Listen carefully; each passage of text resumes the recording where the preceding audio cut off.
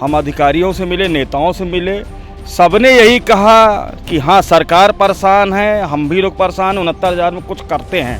तो हमने कहा वो करिए जो एक ऐतिहासिक फैसला होना चाहिए, जैसे अन्य राज्यों ने किया है। इको गार्डन में हमारी मौजूदगी है, यही इको गार्डन जो कई आंदोलन की बानगी देखा है। कई बार यहाँ पे लोग आते हैं, अभ्यर्थी आते थे।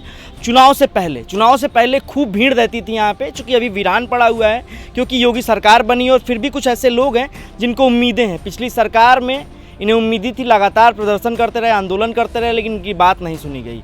फिर सरकार बदलने के बाद सरकार वही आई, योगी सरकार आई, और फिर इनको उम्मीदें पता नहीं कैसी हैं कि सरकार इनकी बात सुनेगी। क्योंकि जो आंदोलन लगातार जारी रहा, बहुत भीड़ हुआ करती थी, बहुत आंदोलन तेज था, लेकिन सरकार ने अनसुना कर दिया। इस बार फिर आपको उम्मीदें इस सरकार से हैं कि बात सुनी जाएगी, क्यों?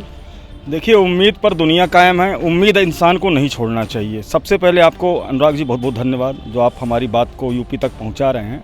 आपको चैनल को भी बहुत बहुत धन्यवाद। और उम्मीद इसलिए है क्योंकि देखिए, पूर्ण समायोजन बिहार में हुआ, आपके गुजरात में हुआ, राजस्थान में हुआ, तो यूपी में क्यों नहीं हो सकता? जब आरटीआई की रिपोर्ट कहती 2,12,000 सीटें खाली है प्राथमिक में, और हमारे कितने भाई बहन बचे? 40,000 भाई बहन बचे हैं। आप दे दीजिए। 69,000 आपको खुद पता है, एक ऐसा मुद्दा है जिसमें सबसे ज़्यादा विसंगति हुई है। यहाँ तक कि पेपर इसमें आउट हुआ है 1 घंटे पहले एग्ज़ाम से, 1 दिन पहले आंसर की वायरल हुई है। आप हिंदी में 3 नंबर फ्री बांट दिए। 16,000 अयोग्य अभ्यर्थियों ने योग्य अभ्यर्थी की नौकरी छीनी। मैं आपको बताना चाहूँगा, अगर ये 3 नंबर न बढ़ाते तो 10,000 ओबीसी 80 भाई बहन नौकरी पाते, 6,000 जनरल पाते। ये सारी बातें पहले आप लोग कह चुके हैं, सरकार तक ये बातें पहुंची हैं, लेकिन सरकार ने इस पे संज्ञान नहीं लिया। क्या लगता है, सरकार अब असंवेदनशील है?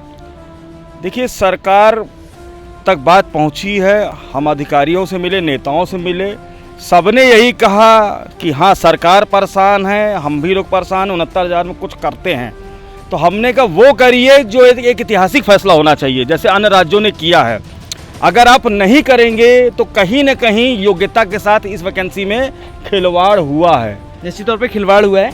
क्या नाम है आपका? सपना कटियार। परिवार में कितने लोग हैं? 4 लोग हैं। इस कड़कड़ाती धूप में इको गार्डन में आप बैठी हैं, क्या वजह है कि आपको आना पड़ा इस धूप में? सर 10 साल से संघर्ष कर रहे हैं। 2011 में मौका मिला था बीएड वालों को, 10 साल बाद 69,000 में मौका मिला है। तब से प्रयत्नशील हैं, रोज़ पढ़ते हैं, लिखते हैं, फैमिली, घर, बच्चे सब संभालते हैं, और उसके बाद भी सरकार हमारा संपूर्ण समायोजन नहीं कर रही। बड़ी मुश्किल से तो पास किए हैं, और अब यहाँ बैठे हुए हैं कि शायद सुनेंगे योगी जी, आज नहीं तो कल सुनेंगे, इसी उम्मीद से बैठे हुए हैं। परिवार में आमदनी का स्रोत क्या क्या है, कौन कमाने वाला? कुछ नहीं है। हमारे जो हस्बैंड हैं आर्मी से रिटायरमेंट हैं, और उसी से पेंशन से ही खर्चा चलता है, और हमको परेशानी होती है इसलिए।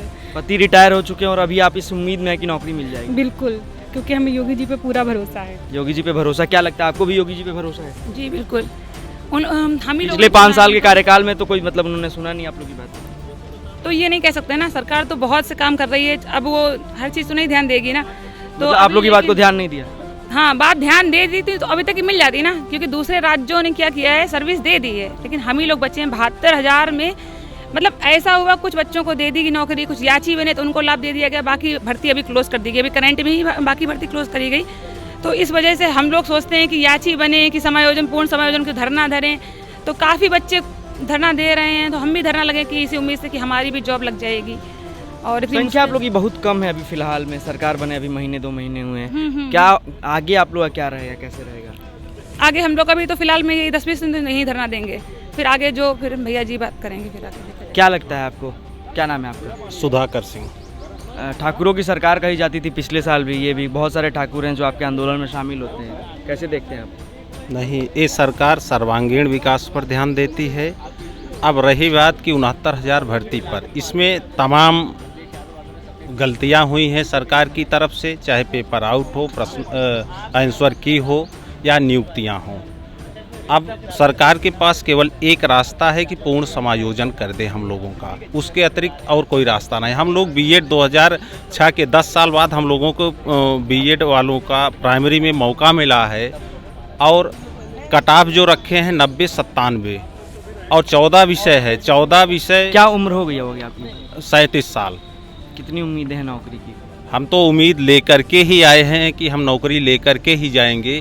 आपने इतना उच्चतम कोटि का मानक रखा है 90-97, आप कौन सी मानक की अपेक्षा करते हैं? जब आपने सुपर टेट लागू कर दिया तो अकादमिक मेरिट लगाने की क्या ज़रूरत थी? बाद में बाद की गवर्नमेंटों में लोग हाई स्कूल इंटर में अधिकतम अंक पाए हैं, पिछली गवर्नमेंटों में हम लोग कम अंक पाए हैं, तो एकेडमिक में हम लोग कहाँ चलेंगे। जब सुपर टीटी आपने लगाया तो एकेडमिक लगाने की ज़रूरत क्या थी। अब हम लोगों की स्थिति तो ये हो गई कि या तो आत्महत्या कर लें और कोई दूसरा वो है नहीं। लेकिन अब की बार धरना कि कार्यम व साधेत देहम व त्याजेत, या तो कार्य सिद्ध होगा अथवा अपने शरीर को यहीं पर नष्ट करेंगे। धरने का यही मूल रूप होगा और हम योगी जी से अपेक्षा ये करते हैं कि हम लोगों का पूर्ण समायोजन कर दें।